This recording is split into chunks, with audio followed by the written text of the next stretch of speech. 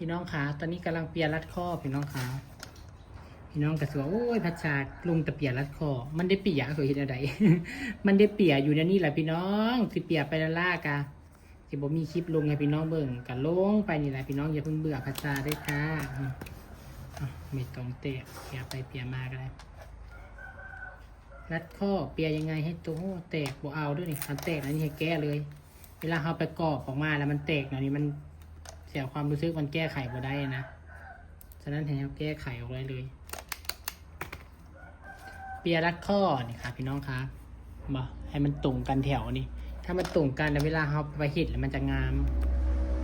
แล้วก็ความยาวใบตองนี่พวกให้มันยาวหลายพี่น้องคะให้มันพอดีเปียได้นะถ้ามันยาวหลายแล้วมันจะใหญ่ขึ้นเด้อสังเกตผู้ใดเปียรัดข้อไปแล้วใหญ่ขึ้นนะคือสุมเจ้าจีกตองนี่ความยาวของใบตองมันยาวพูดเลยเวลามาเปียแล้วมันทับกันแล้วมันก็ใหญ่ขึ้นแล้วก็ซ่องไฟสำคัญเนี่ยเขาเป็นซ่องไฟที่ห่างให้เสมอกันเบิร์ดคันสุมเจ้าเอาที่เบิร์ดคันสุมเจ้าเอาห่างเบิร์ด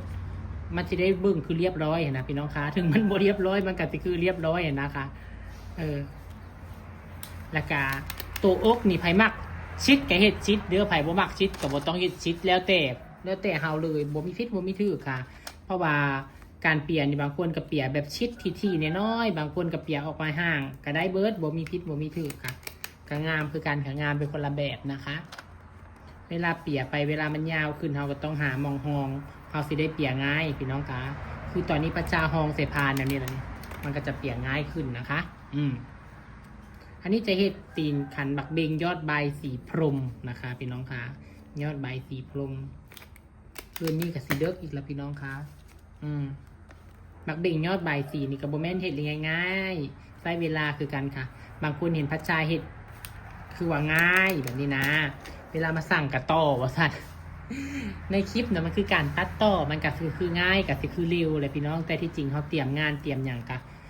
พอแห้งเพื่อสิได้ออกมาเป็นคลิปนึงเขาตัดต่อเอานะมันได้ไม่ถึงง่ายๆหรือขาเห็ดใบสีนะบางคนงานแต่งคาดอง300,000 400,000ใบสี3,500ต่อแล้วต่ออีกโอ้ยพูดโพบัตตุจีนนะคือบัตโตเขาตุละ2,500ตุละ3,000ก็เอาเบิดบัตรผ้าขวัญสู้ขวัญมันเป็นหัวใจรักเลยของคนภาคอีสานแต่งงานต้องมีใบสีเนาะถ้ายังมาต่ออยู่พูดโพลีได้พี่น้องเลยอย่าต่อเฮ็ดยากคือกัน2 มือ 3 มือเพื่อสิแล้วจม จมสรุปบ่ได้ไม่เฮ็ดให้เบิ่งมาจมไม่ฟัง